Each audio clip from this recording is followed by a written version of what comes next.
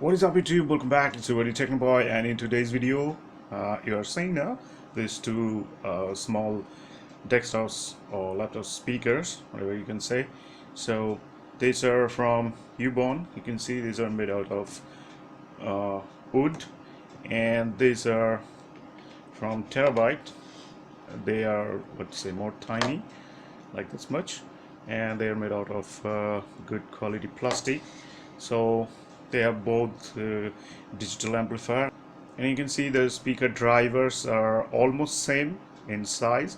So we're gonna do the sound test comparison video, and we're gonna see which one of this sound, what to say, better. So let's start with this Ubon, because that one is connected to the PC. So let's start.